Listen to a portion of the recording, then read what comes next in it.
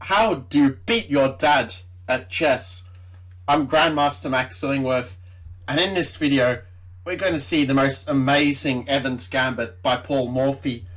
And guess who he was playing? He was playing none other than Alonzo Morphy, his father.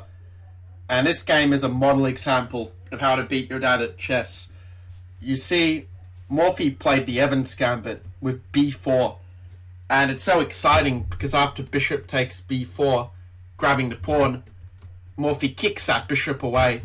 And now he's ready to take the whole center with the move d4.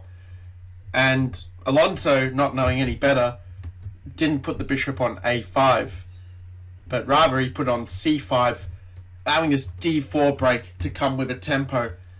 So we had e takes d4, c takes d4, bishop b6, and now after castles, there's some real danger for black with that king in the center on e8, and he'd better get out of there as quickly as he can. But instead of playing a solid move like d6, Alonzo Morphy said, "Oh, I'm a pawn up. I'm just going to push that pawn into the center and crush my son." But as we'll see, it didn't quite work out that way. So after the knight came to the edge of the board with knight a5, bishop came back with bishop d3. Asked our knights, "Well, okay, what are you doing over there?" It's enjoying the Portuguese sunside.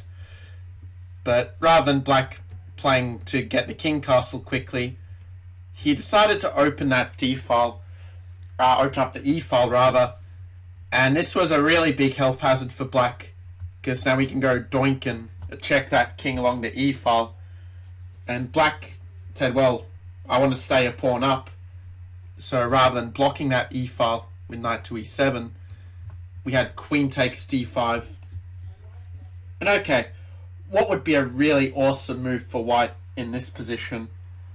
Feel free to have a think about it and come up with the move that Morphy played, or maybe even a better one.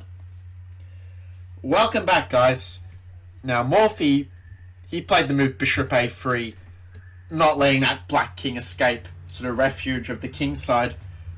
But if you want to play rook e1 first, well, that's also a pretty good move. But Morphy decided to save it up for later. Now, the thing about these guys from the 19th century is that for them it wasn't just enough to win the game and just, crush them with the lead in development. But the key is to win with panache, to really go for their throat, sack the house, and win a total brilliancy. So what move do you think Morphy played in this position? Can you play like the best player of the mid-19th century as white here? Pause the video if you need more time to think about it. Alright, let's see what Morphy played. Maybe you want to just build up the attack quietly, a move like rook e1. But if you play rook e1, then the king will run away with castle's queenside and suddenly be a lot safer than before. So when you're in this position and the king is just one move away from castling, you've got to strike when the iron is hot. And the way that Paul Morphy did that was with the move d5, double exclamation mark. And whichever way black goes, he's got trouble befalling him. Let's see what happened in the game. He decided to take that pawn with bishop takes d5.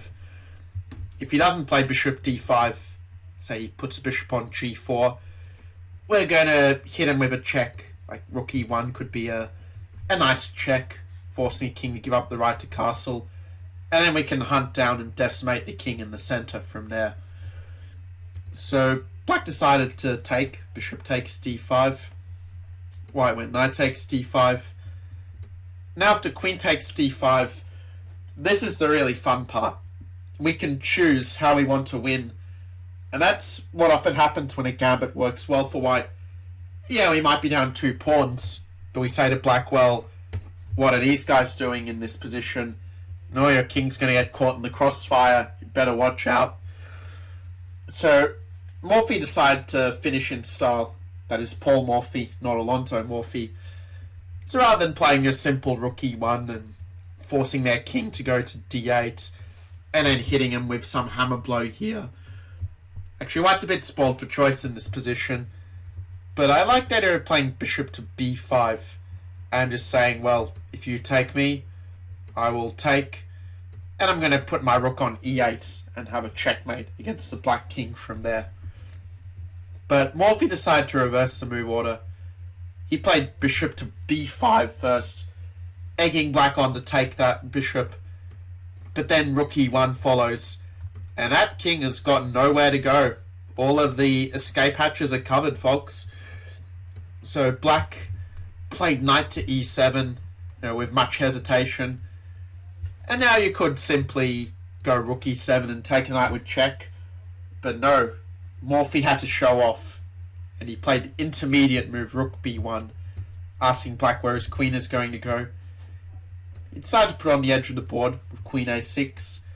We had rook takes e7, bam, king takes. And okay, it's a position where maybe nearly every move is winning, as long as you don't put your queen on pre or something like this. But do you see the move that Morphy played to close out the game, make it lights out?